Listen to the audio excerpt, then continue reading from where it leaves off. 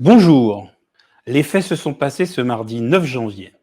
Un homme de 39 ans a été tué par un gendarme en Guadeloupe. 2 enquêtes ont été ouvertes. En effet, les gendarmes ont été appelés pour une intervention dans la commune de Goyave, en raison du comportement violent d'un individu. À leur arrivée, ils ont trouvé 2 personnes blessées par arme blanche. L'individu, à leur vue, aurait foncé sur eux. C'est alors que l'un des gendarmes a fait usage de son arme. Écoutons le témoignage de Ferdi Luisi, maire de la ville de Goyave, au micro de nos confrères de Guadeloupe la Première. Alors c'est une tragique matinée effectivement, avec un choc émotionnel intense. Les premières pensées vont pour la famille, que j'ai tenu à accompagner toute cette matinée en étant présent avec un soutien fort, en leur présentant des condoléances. J'ai également été rendre visite aux autres qui ont été blessés, parce qu'il y a eu des agressions préalables avec 2 blessés qui ont été transférés au centre hospitalier de Pointe-à-Pitre, puisque la victime a eu le temps de les agresser. Et ensuite, le procureur de la République qui s'est engagé vis-à-vis des familles à ce que toute la lumière soit faite sur cette affaire. Donc, il a tenu à rencontrer la famille, à présenter la dépouille. Donc, la famille commence déjà à faire son deuil. Un moment de recueillement qui a été intense et c'est vraiment quelque chose qui est très difficile à vivre, d'autant que je connaissais très bien la victime. C'était son profession, elle habitait à Goyave, bien évidemment, et sous l'aspect judiciaire, le procureur de la République a dit qu'il fera toutes les investigations. Donc tout le monde connaît, on connaît les antécédents.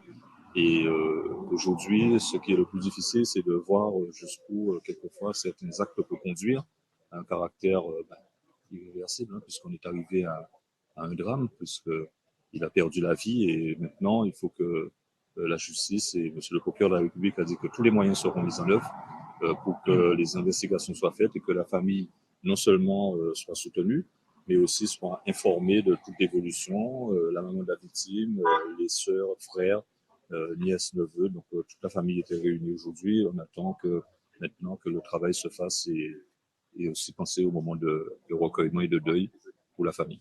Une première enquête a été ouverte du chef de tentative d'homicide sur personne dépositaire de l'autorité publique et violence avec arme ayant entraîné une incapacité de travail inférieure ou égale à 8 jours. Le gendarme qui a tiré sur le trentenaire fait l'objet d'une seconde enquête du chef de violence par une personne dépositaire de l'autorité publique ayant entraîné la mort sans intention de la donner.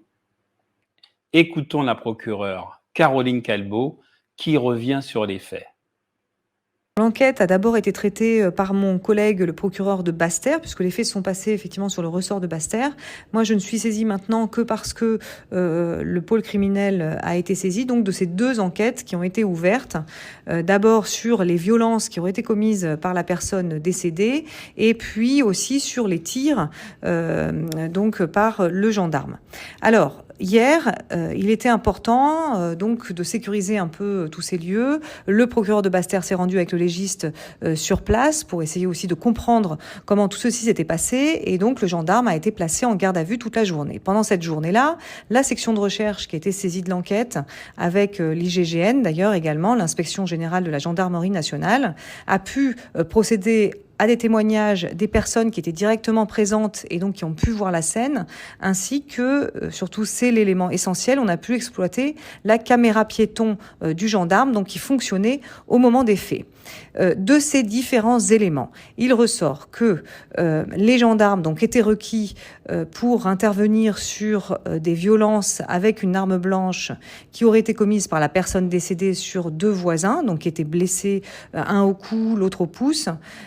Et puis, quand ils se rendent sur place, on leur signale que le mis en cause, donc la personne décédée, avait toujours son arme, un coutelas, et qu'elle présentait donc des fragilités psychiatriques.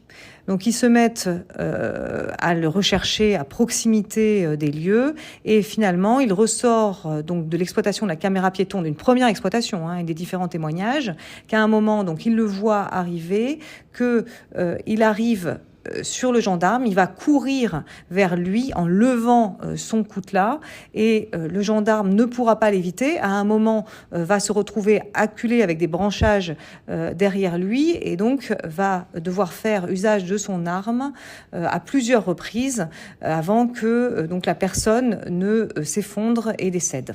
En tout cas, c'est ce qui ressort complètement de la caméra piéton où on voit très clairement donc cet homme foncer vers le gendarme avec son coutelas à la main et donc les coups ont été portés les coups de feu ont été tirés à une courte distance puisque vraiment la personne décédée a approché vraiment très près du gendarme. C'est ce qui ressort donc des premiers éléments de l'enquête. Là, nous allons donc saisir un juge d'instruction qui va continuer dans les expertises balistiques, les différents éléments, puisqu'il était important pour nous que la famille, les proches, on puisse aller au bout de cette enquête. Donc on va ouvrir sur les deux parties de l'enquête, c'est-à-dire les violences qui avaient été commises aussi ce jour-là, sur tous les faits qui se sont passés ce jour-là.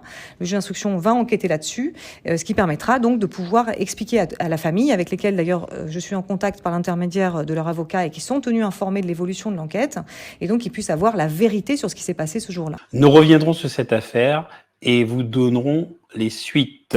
Merci de regarder et d'écouter 100% Ultramarin. À bientôt.